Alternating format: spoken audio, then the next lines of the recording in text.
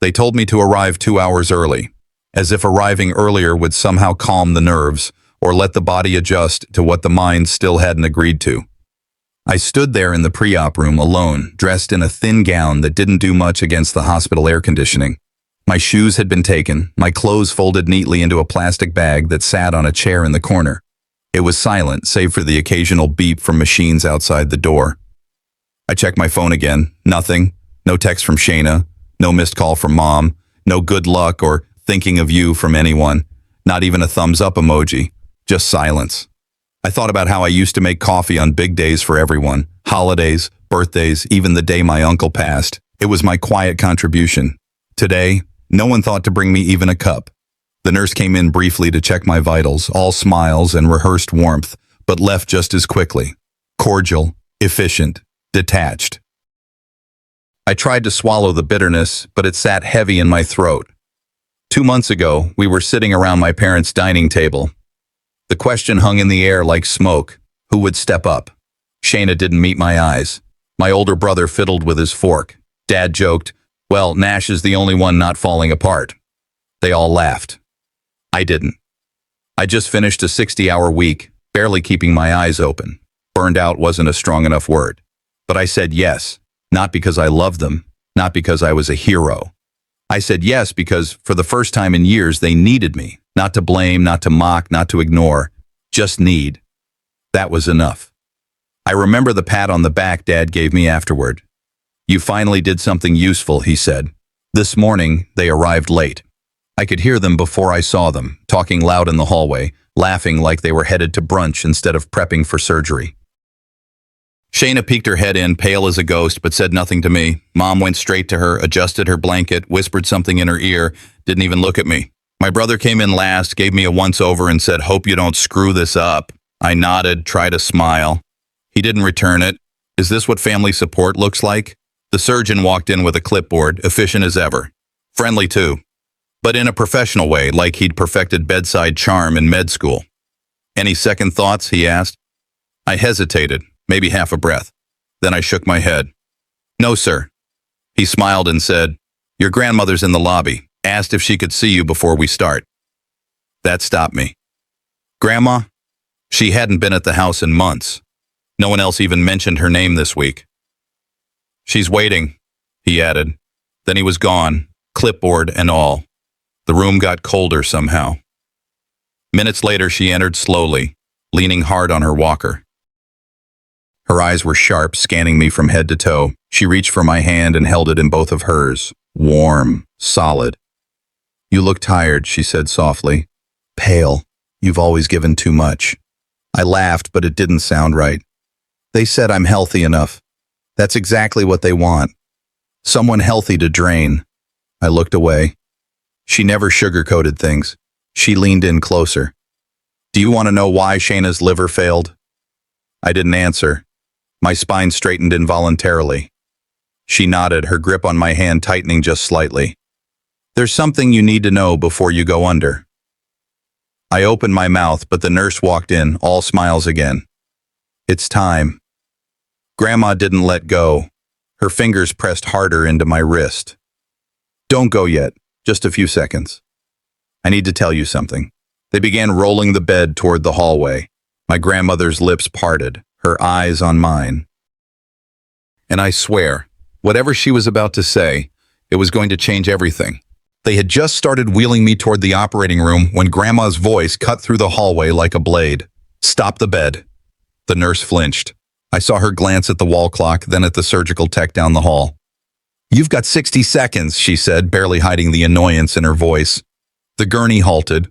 Grandma leaned over me, her hand trembling, but it wasn't from age. It was something heavier, something she'd carried for too long. "I should have told you this a long time ago," she said, eyes locked on mine, "but they made me promise. They needed me quiet. Nash, this liver, this surgery, this entire sacrifice, it's built on a lie." My stomach didn't drop. It clenched, tight. I blinked at her, searching her face for exaggeration, drama, anything. She didn't flinch. "It's not what they told you. Not even close." I couldn't move, couldn't speak. But everything in me screamed, this moment changes everything. She lowered her voice. Shayna, she wasn't sick from birth or from some condition. She got that way after a hit and run, 2 years ago. She was drunk, Nash, behind the wheel. I blinked. No, I whispered. She hit a man, left him there. Internal injuries, ruptured organs, hers too. It tore her up inside. But the family? They covered it, paid the family off, kept the police quiet. All of it under the rug. I felt the world tilt. They told me it was an autoimmune disease, I muttered. Grandma's face was stony. They told you what would keep you in line. I was suddenly weightless, like the gurney had vanished and I was falling straight through the floor.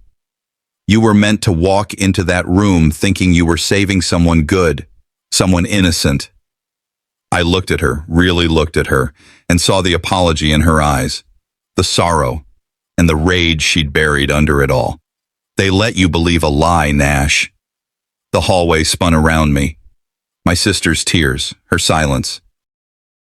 The way she couldn't look me in the eye, the late-night yelling I'd overheard 2 winters ago, something about damage control, something about never telling Nash.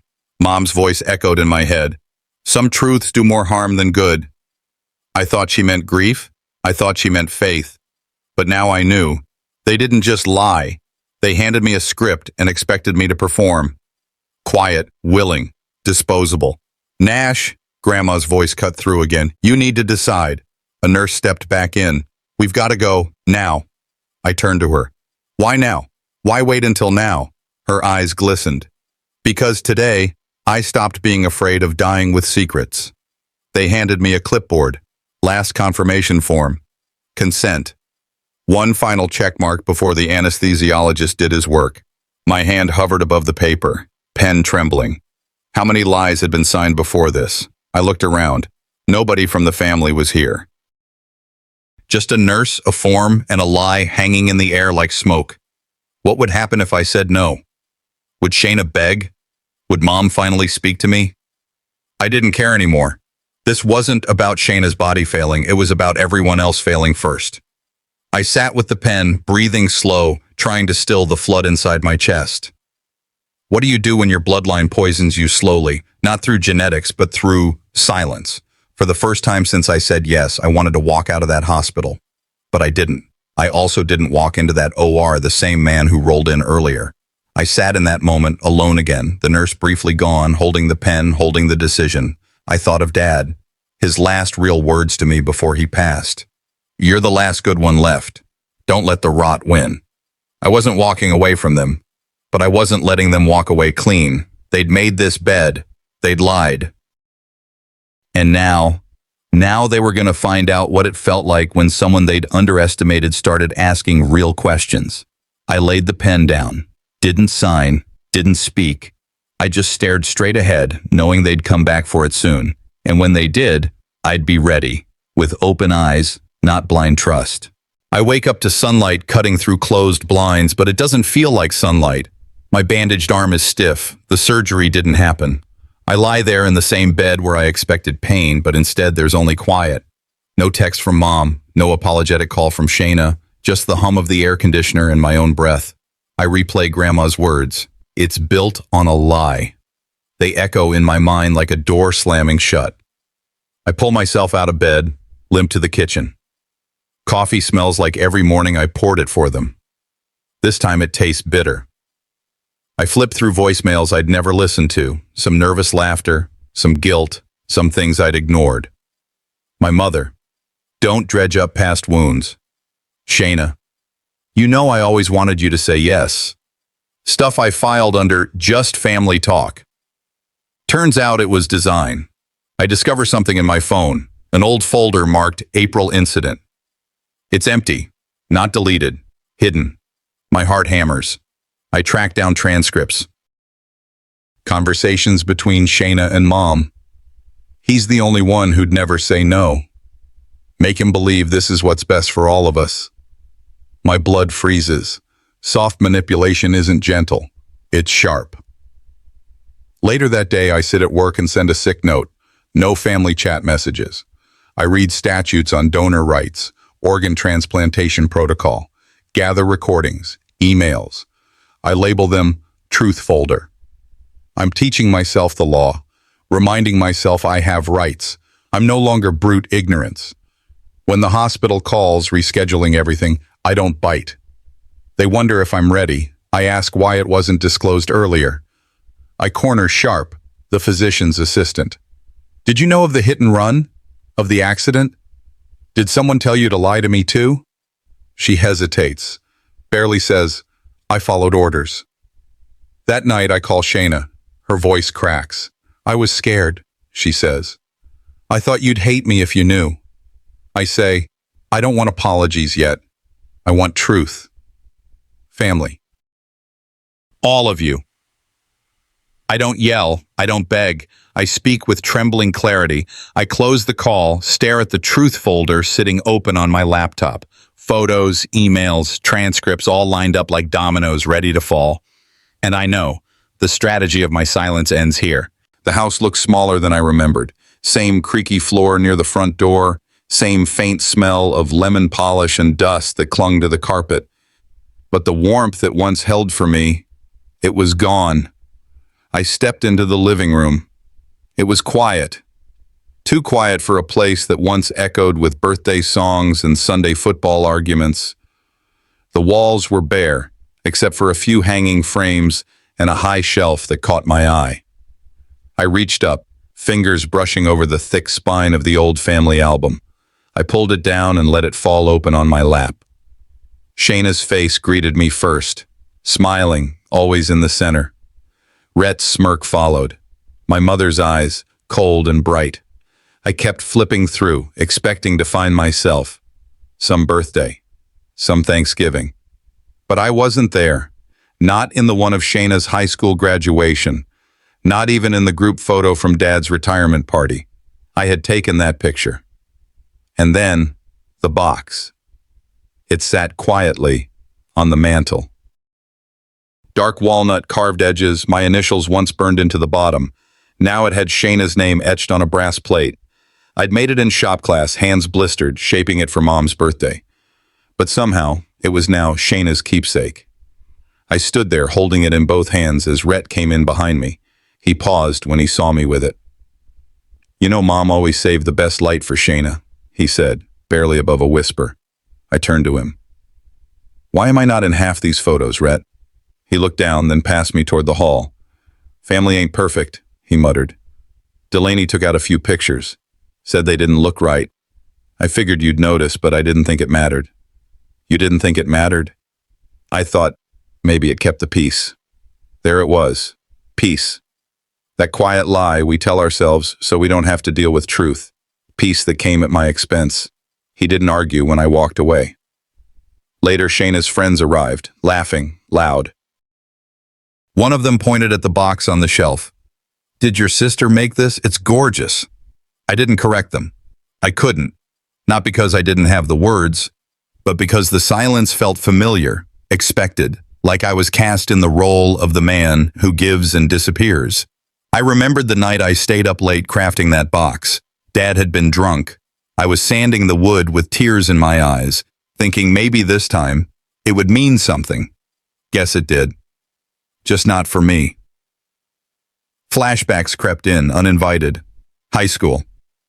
I'd fixed Dad's old Buick after class. Took hours. When I showed him, he said, "That's good, boy. But Shayna's recital's tomorrow. She's got real talent."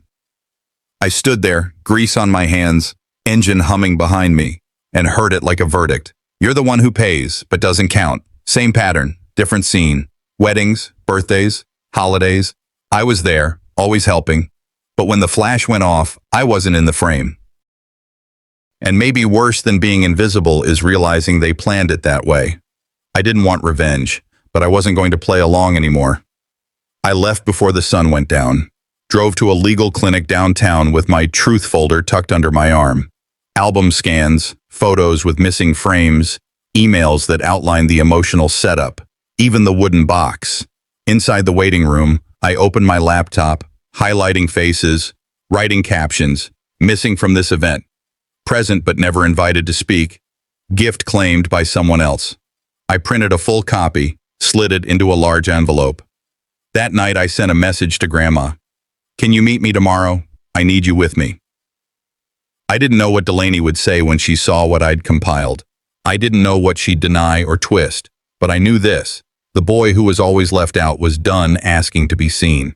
By the time I got home, the sun had slipped behind the skyline and the apartment felt colder than it should have. Not cold like winter, just hollow, like a church no one prays in anymore.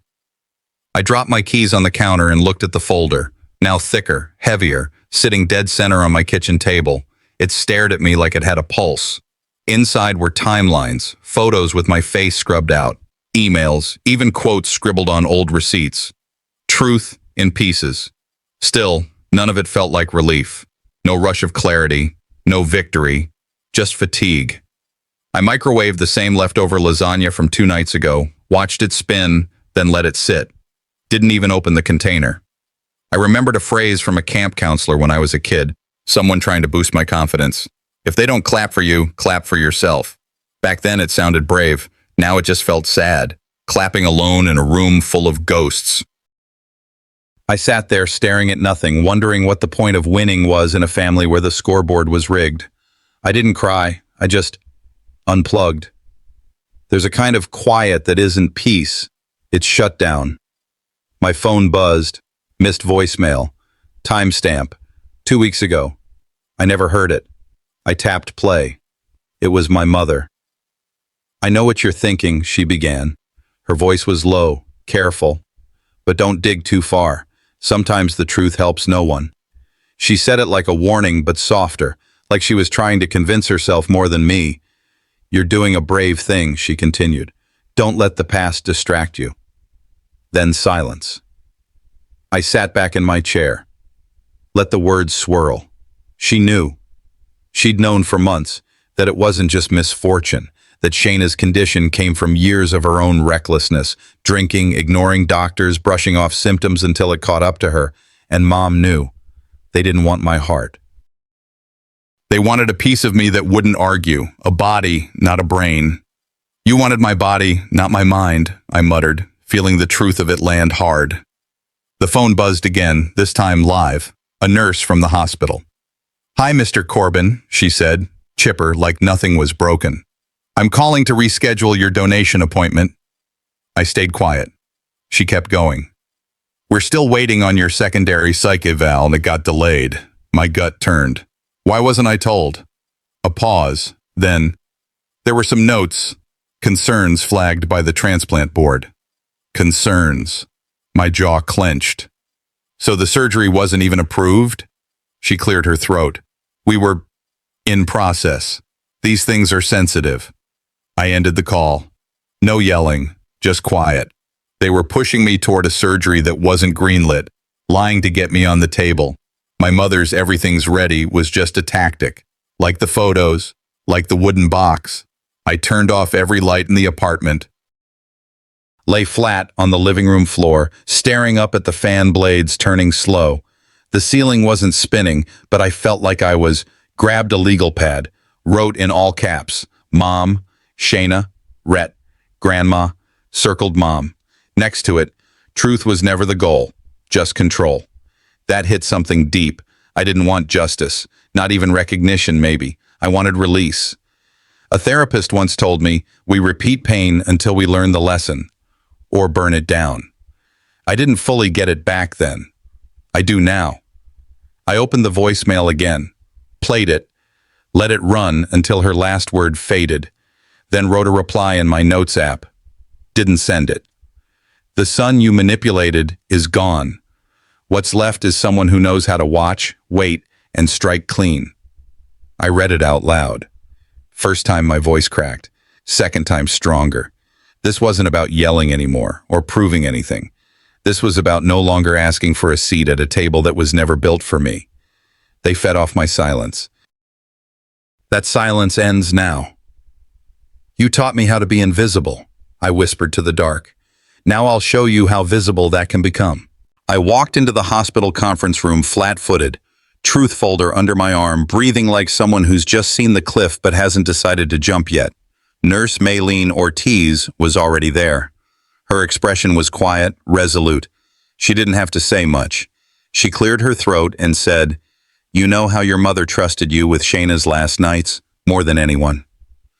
Her voice wasn't loud. It didn't need to be. Every word dug into me like splinters. I looked at her, surprise flickering. "What are you saying?" She held up a small notebook. "I kept track. When Shayna was sick, you were there. Nights when others left early, you stayed, held her hand, talked when she couldn't. My records say she looked for you in the dark." In that moment, I realized I wasn't invisible in all places. Some people saw, some things they couldn't erase. The tension in the room shifted. On a digital pad one of the administrators opened, I demanded to see board evaluation files. They tried to push back, privacy procedure, but I pushed back harder. I cited rights. I asked who reviewed my suitability, under what conditions. Then I saw it. Emails with phrases like family pressure, donor's consent presumed via miscommunication. I saw messages where mom talked to hospital admin, urging compliance. This wasn't oversight, it was orchestration. The narrative was managed, my silence manufactured. They shrank back. I felt myself tighten. This is what truth feels like when you pull on one loose seam and the whole shirt unravels. That evening, I discovered Delaney was hosting a family giving night, sponsored by the Hospital Transplant Fund. She'd posted photos, quotes about love and sacrifice, a facade painted overshined by her advocacy, but I had copies, album scans, proof folder. I sent a trusted friend in with everything. So when her speech began, full of gratitude and big words, someone in the crowd held up a phone with photo scans, photos where my face was edited out, photos I once helped hang, photos I once believed included me. The murmurs rose, hands shook with concern. Delaney stuttered. She looked like she wanted to swallow every word she'd prepared. I sat in my car just outside, heart pounding. I watched on live stream. She tried to redirect, tried to smile, failed. Part of me wanted to erupt, anger, vengeance. Another part wanted to keep it clean. Let the facts speak, not insults, not rage, documentation, names, dates, the things you can't deny. Later, back inside, I drafted a statement, not for social media yet, just words, precise, factual, non-accusatory but firm. I typed, "For those who believe the story I was given, here it is, the truth I was denied." My grandmother's words echoed, her eyes in that hallway when she stopped the bed. Trust again, not blind trust. A moonlight through my window woke me hours later. I stared at the ceiling. My phone buzzed. It was Rhett. "Are you sure?" his text read. I hesitated. Then I tapped send. Yes, because truth has waited too long. Fear clenched me. I thought of everything I might lose, family, peace, maybe safety. But I thought of something more, freedom. I sat with that message, knowing the storm was coming. I arrived early at the hospital grounds, parking where I could see Delaney's banner lit up. Family giving night, love, sacrifice. The air smelled of wet pavement and cold oak trees, the kind of night that holds everything at its breath. I gripped my car door before stepping out, truth folder in my hand, heart pacing like it wanted to run away. It felt heavy, like walking toward lightning. Inside the auditorium, seats were already filling. Donors, sponsors, charity workers, news crews, eyes bright with expectation. Delaney stood on stage, under the soft glow of lights. Between her practiced smile and polished speech, something cracked. The screen behind her flickered. A slide that showed pictures of donor recipients glitched, then held on faces I knew well. Then shock, my face, edited out in past photo slides, appeared with missing frames. The audience murmured. Cameras swung. Delaney paused. Her smile faltered. I felt the room shift under me. Then a video began to play without warning. From Mom's old camcorder, she stood holding me when I was 3, hand on my shoulder. She looked at Delaney, then into the camera. "Everyone sees her, but does anyone ever see him?" Her voice trembled but held firm. The auditorium quieted. Delaney's lips parted, but no words came. My bones shook with something I'd carried too long. Delaney forced control of the mic back into her hand. Voice tight. This was manipulated. Someone has edited things, made things seem worse. She turned to hospital officials. These videos, photos, they're lies meant to damage. My stomach dropped, but I stepped forward, held up the truth folder. Let the evidence speak, I said. It wasn't loud, but it carried. Faces turned. Some looked away. Others stared. Delaney's cheeks flushed. She swayed under scrutiny. My heart hammered, but I stayed calm. I spoke of emails, of photos deleted, of gifts claimed by others. Each sentence I spoke felt like letting go of something rotten. I didn't shout accusations. I delivered facts. When she tried to shame me, calling me bitter, I paused. Let the silence amplify her falter. Let the truth fill the space she could not control. Hospital officials stepped forward, quietly at first, almost as if embarrassed by what had been broken. Sponsors looked nervous. News cameras started picking up whispers. My chest felt tight. Vindication mixed with loss, because while truth was winning, the price was visible. Delaney left the stage early, her face shadowed. A woman I once thought I knew crumbled under what she built on silence. I stood to the side in the dark, feeling light for the first time. Someone finally saw. A crowd, a room, a world, saw what I'd always known. I wasn't invisible. I had a name, a story. Freedom isn't loud. It's the moment when silence ends and truth begins. That night felt like war. The auditorium buzzed with light and noise, camera flashes, murmured conversations, sponsors in silk jackets shifting in their seats. I stood off stage watching every thread of the show unravel. I never imagined truth would hit me like this. Uncle Harlan Creed stepped forward from the crowd under the spotlight. I saw every hidden picture, every erased name, he said. He held up old letters, a lease agreement, a deed, all proof that Creed House had been built with money I put in. I saw Delaney's face pale. Sponsors glanced at each other. The room went from applause expectation to shocked silence. That was the moment control tipped. My heart raced. Exposure wasn't just a word anymore. It was happening. Then came the flood. Major sponsors began pulling back. Their logos fell away from banners. Social media exploded. Gift taken, gesture stolen. Reports about missing photos, about a box claimed by the wrong person. Delaney tried to steady her voice on stage, but the pressure squeezed through. "Will you take responsibility?" a reporter shouted. Backstage, her team fractured, faces twisting.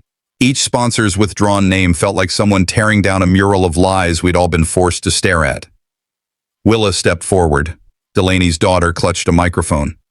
Her hands trembled. "Uncle Nash built the Creed House," she said quietly, then more sure.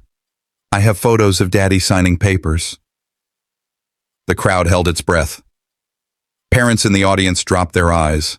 Delaney's mask cracked. Her mother's silence, her brother's discomfort, all laid bare. A child's voice cut through the noise, piercing the web of deception. Purity and truth. I walked onto the stage. Lights beneath me blazed, heat from the crowd pressing against my ribs. My voice was steady. I never asked for praise. I asked for honesty. I revealed slides, hidden photos, voicemails, legal papers. I didn't shame. I documented. And I deserve to be seen, not as a prop in someone else's story. The hall tilted. When she tried deflecting, I let silence do the work. It echoed her falter. I felt pride and sorrow tangled together. Delaney's sponsors pulled down their banners. Some walked off stage. Cameras snapped. Reporters scribbled. Social media lit up with her fall. Delaney left the stage early, her posture stiff, her voice faded. In that moment, I felt both free and broken. Backstage, Grandma grabbed my hand, skin thin, strength still there. Willa hugged me. She didn't need words. Outside, the night air tasted like release. Some wounds wouldn't heal, but lies had been exposed. I didn't know what tomorrow held, but tonight I saw a world where I didn't have to hide anymore. The sun dipped behind the old oak tree as I sat on the back steps of Creed House. The siding was fresh. The broken gutter I fixed last week held steady through the rain. It was strange how a place could change, not by being rebuilt, but by being reclaimed. Willa chased fireflies across the grass, her laughter light, Easy. That sound, it used to echo off walls that held shame and silence. Now it just sounded like home. I walked the garden path, hands in my pockets, nodding to Mr. Glenn across the fence. First time he waved without looking away. The whispers had stopped, or maybe I'd stopped hearing them. This place, where I once felt erased, was now the one place I could finally just exist. That evening I sat beside Grandma at her bedside, her breathing slow, steady. The hospital room was dim, humming with machines and faint TV static. She smiled without opening her eyes. "You were always the one who listened," she whispered. "When no one saw me, you did." I reached for her hand, soft, lined like parchment. "You made pain mean something," she said again, slower this time. We didn't talk much after that. We just sat there, quiet, not with regret, but understanding. Her last words before she drifted off to sleep that night stayed with me. "Live loud, but forgive louder." She didn't say forget, and she didn't have to. The next morning I was cleaning out an old trunk in the attic. Dust, a few moth holes. At the bottom was a small envelope marked in faded ink, "Read only when ready." I almost didn't open it. I stared at it for hours. Finally, I did. Inside was a letter. From her. My biological mother. She wrote about addiction, about shame, how she used to sit outside school plays in her car, afraid to walk in. She wrote about the night she left me with Grandma, how it wasn't abandonment, but surrender. "I loved you enough to let someone else do better," she wrote. That doesn't mean I didn't cry every night for years. I didn't cry out of anger. I cried because I finally understood. That afternoon, Delaney called. For once, no preamble, no stage voice. "I was wrong," she said, plain and quiet. "I lost a brother trying to be a hero." I didn't interrupt. I let her speak. She told me she'd stepped down from her foundation, moving out of state. "Not to run," she said, "just to stop pretending." When she was done, I said only this: "We can't rewrite it, but we don't have to relive it." She sighed, said thank you, and hung up. No promises to fix it. Just a pause in the war. Later that night, I tucked Willa into bed. She looked up, half asleep, and asked, "Will you always stay?" I kissed her forehead. "I finally arrived," I whispered, "and I'm not leaving." I stepped outside into the cool air, Creed House behind me, stars above. I thought about everything it took to get here, the betrayals, the silences, the courage it took just to speak. I thought about what comes next. I didn't need applause. I didn't need apologies. I just needed peace. And as I reached for the porch light switch, I noticed it. An envelope in the mailbox, one I hadn't seen in decades.